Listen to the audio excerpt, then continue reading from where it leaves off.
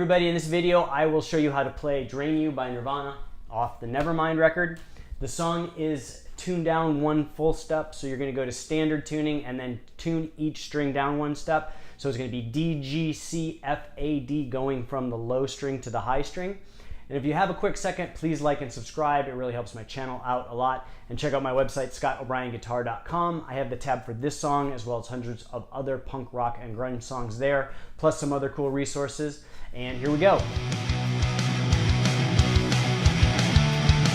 All right, so this song is pretty simple, but it's really fun to play. Like, I really don't get tired of this song. And so we're gonna start off with a clean tone, and we're gonna play this intro riff.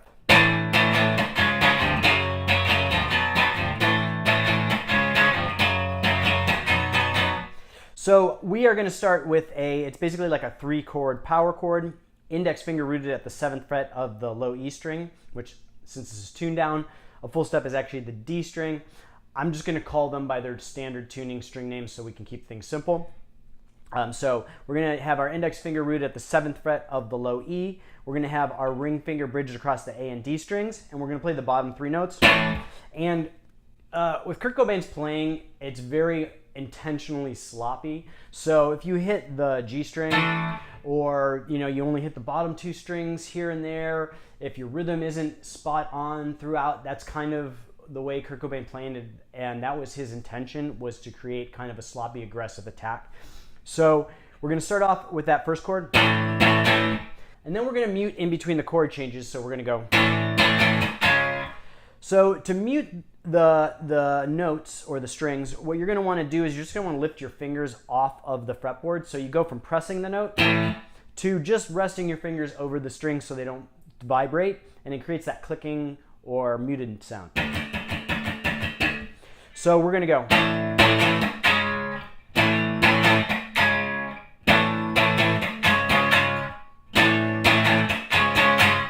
And to really play this rhythm properly, you need to use up and down strokes.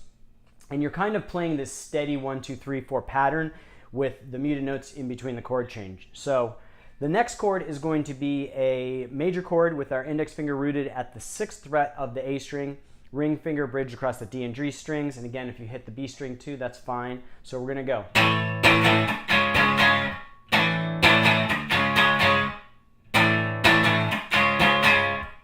Now we're going to switch to a power chord. This time again, index fingers rooted at the 4th fret of the low E string. Same form as the first chord we played, just moved down to the 4th fret, ring finger bridged across the 6th fret. And we're going to kind of repeat that rhythm. Then we're going to do a muted note in between the chord change again. And then we're going to go to a major chord with our index finger rooted at the 4th fret of the A string, ring finger bridged across the 6th fret of the D and G strings. So slowly all the way through we have.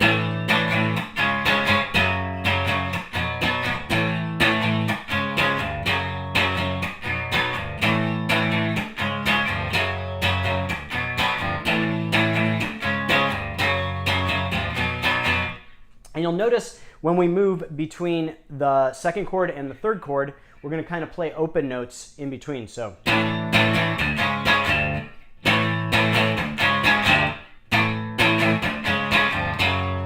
that kind of adds to the rhythm, and it's something that Kurt Cobain kind of does a lot. He'll play those muted chords, and he'll also play just kind of open in between chords. So it makes it kind of have that sloppy feel, but it's also kind of aggressive and kind of a punk rock thing to do. So again, that intro all the way through. And see how in between the 2nd and 3rd chord we're going to play open, and in between the 4th and 1st chord when we go back starting over, we're going to play open. So again.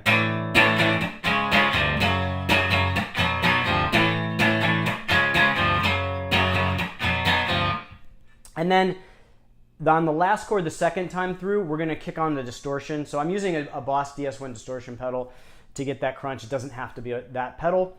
It can be any type of distortion pedal. And we're going to click on that last chord. And so it sounds like this.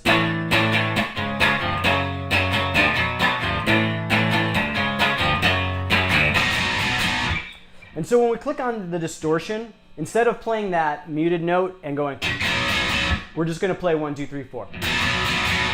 So again, the intro all the way through.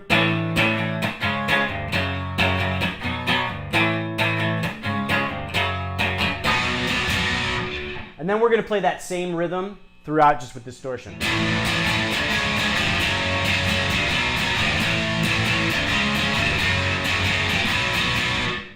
So just a quick note on this song. When Nirvana plays it live, they actually play it differently than they do on the record. So on the record, it's tuned down a full step, and a lot of times live, they will play it in whatever tuning they happen to be in. So if they're in half step down or standard tuning, they'll just play the chords in the same positions, but in the tuning that they're in. So it'll result in it actually sounding like a little higher than it was on the record.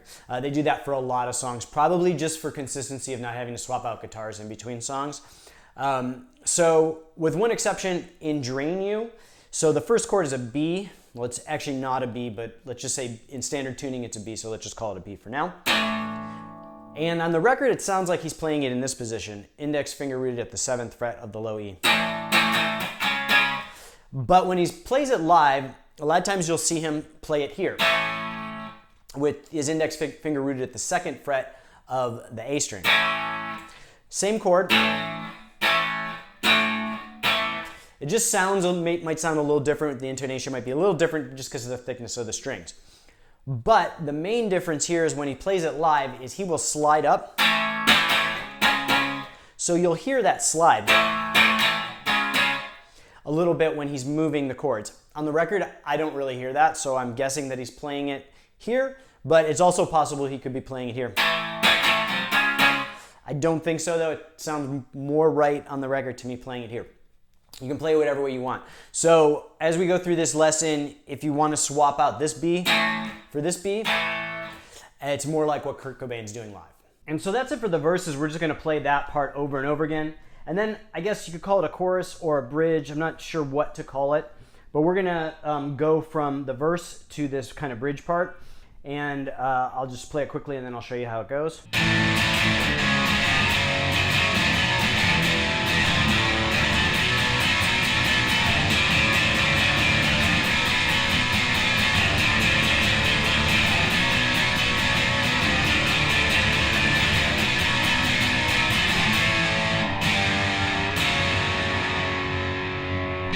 And then it starts over and goes into the verse. So coming out of the verse, we are going to play a 3-note power chord with our index finger rooted at the 2nd fret. And then we're going to play, it's basically an E minor chord, but it's also like a power chord. So we're going to play with, I like to use my index finger and my middle finger at the 2nd fret of the A and D strings and open on the low E. So we're going to go. And then we're going to go back to a major chord with our index finger rooted at the 4th fret of the A string. So, and it sounds like he's playing with all downstrokes, 1, 2, 3, 4, 1, 2, 3, 4 on that chord. And then we're going to go back to that E minor. And back and forth between those two chords. And then at the very end of that bridge part, we're going to play a major chord with our index finger rooted at the 2nd fret. Then an A. And that's just a 3-note A chord, so open on the A string and 2nd fret of the D and G. So, and then down to a power chord, index finger rooted at the 4th fret of the low E. And then there's that drum fill, and it goes back into the verse. So that bridge part all the way through.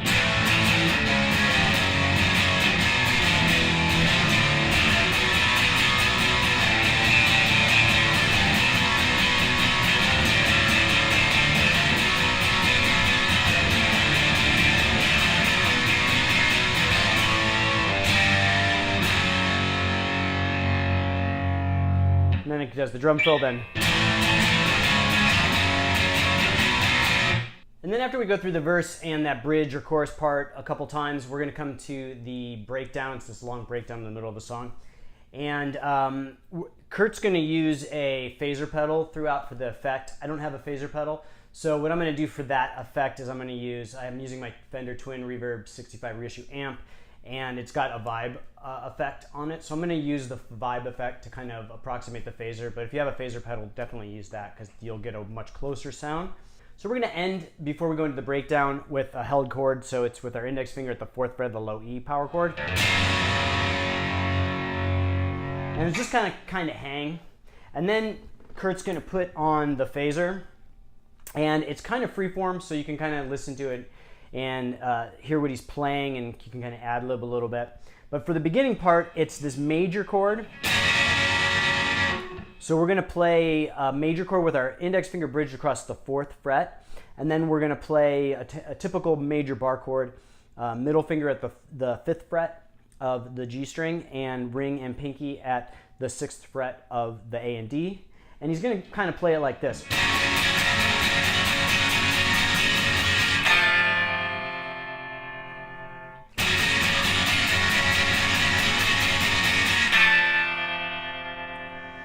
So again, for the beginning, we're just going to be playing with distortion and the phaser effect.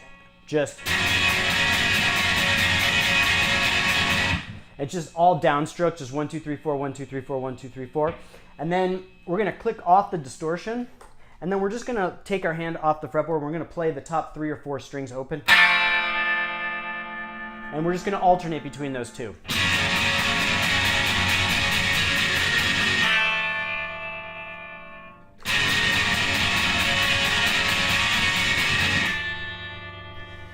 And then towards the end of the breakdown, you can kind of hear this like second guitar come in that I guess it would be kind of like the lead guitar.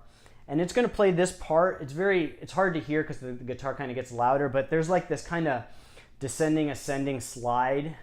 And it's going to be with distortion. And so it goes like this.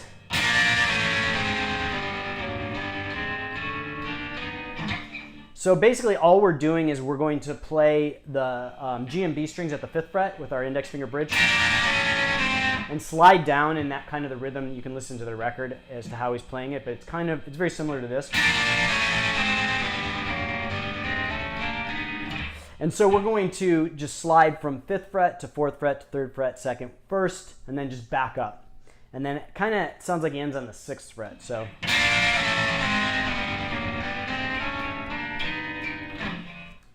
And so really that's all there is to that part. And then there's like another lead part that's much more audible. And it goes like this.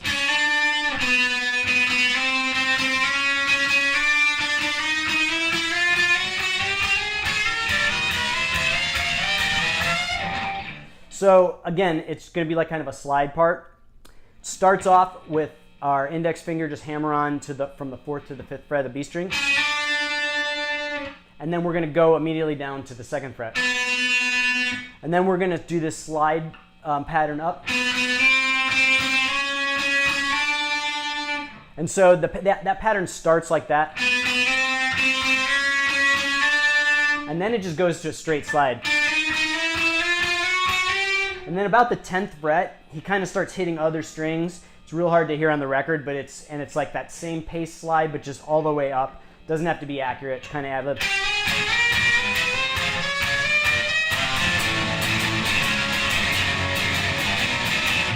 So it's going to sound like this.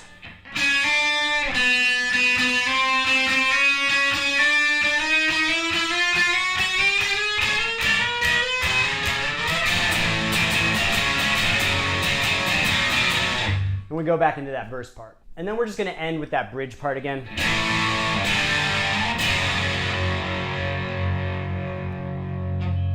And the song just fades out. So that's it for this one. I hope you liked the lesson. If you appreciate this content, please like and subscribe. It really helps my channel out a lot. And check out my website, scottobryanguitar.com. I've got the tab for this song as well as hundreds of other punk rock and grunge songs up there and some other cool resources. And I'll see you guys next time.